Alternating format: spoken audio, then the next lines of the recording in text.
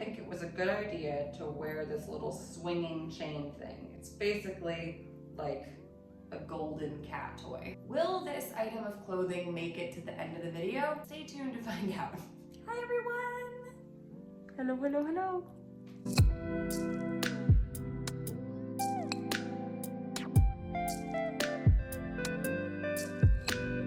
I am sitting here with my foster kitten, Kale, and she is one of my wonderful medical kittens. Although you wouldn't know it from how much she runs around like a wild child.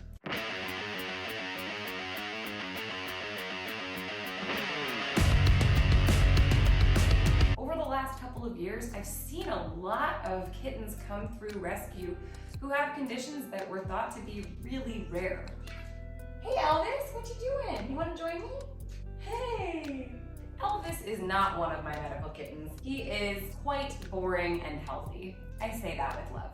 Are you guys going to be able to behave yourselves during this video? Go easy on him, Kale. She has no idea that she just had a surgery a couple days ago.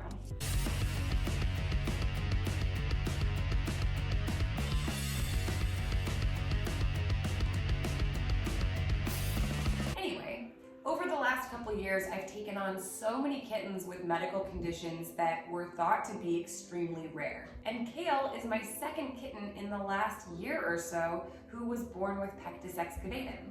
Pectus excavatum, you might remember from my kitten Spinach, who was born with a misshapen chest. So Spinach had to have chest surgery done to correct the shape of her chest and create more room for her lungs and her heart. And Miss Kale had to have the same exact surgery. So you can see here she's got her chest plate on and she is recovering really well. When a kitten is born with a condition, it's called a congenital condition. So congenital conditions are those which are present since birth. And congenital conditions are way more common than you might think. So I'm asked all the time, are these conditions becoming more common in kittens? Are more and more kittens being born with medical issues? A lot of people will say to me, I've never even heard of pectus excavatum until you took on Spinach a year ago, and now you have another one, and now I'm hearing about other rescues that have kittens with pectus excavatum all the time. How is it that we never heard of this before, and then all of a sudden we're having all these different cases that are so similar? Is it because more kittens are being born with pectus excavatum? The answer is that congenital conditions have always been common in kittens, but diagnosing and treating them has not been.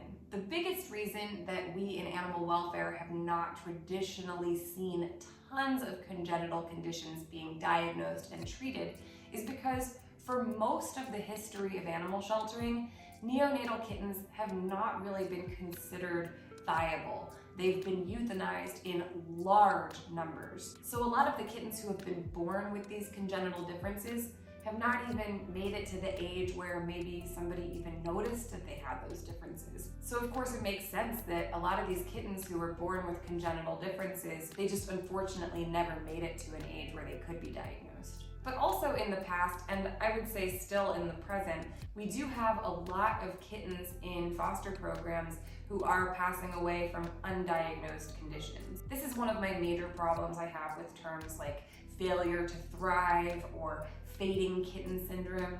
These are kind of linguistic devices that we often use to describe kittens who have some kind of medical condition that we just don't understand or aren't able to diagnose. But the truth is that if a kitten is sick or is dying, there really truly always is a complex and specific reason that that is happening, whether we have or have not done the diagnostics. So one of my big hopes for the future of kitten welfare is that we can move away from saying things like, oh, that kitten has failure to thrive, or, the kitten died of fading kitten syndrome. Those are not actual conditions. Kittens die for a lot of different reasons. Some of them are things that happen, after they've been born, things like viruses that they can contract.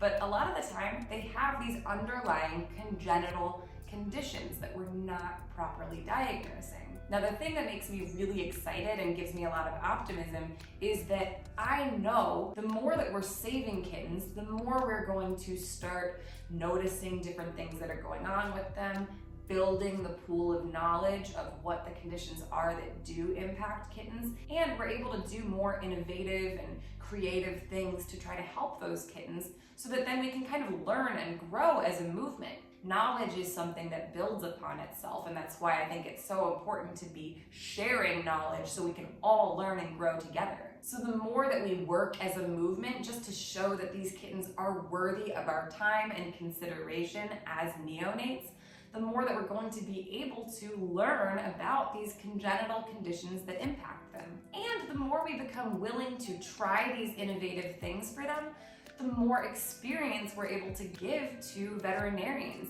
to practice pediatric medicine in a way that's not been done before. We have to remember that veterinary medicine is all dependent on experience. And if vets don't traditionally have a lot of experience with neonates, it's because we've been euthanizing neonates in large numbers for a long time. The ability of veterinarians to practice medicine is not just dependent on the willingness of people to provide the care to the animals, but also on funding. So for me, that's why I think it is very important that we put a lot of resources into these kittens if we have the ability to do so. Now, I've had some people say to me, how can you justify spending $2,000 on a surgery for a kitten when $2,000 could feed all these different cats?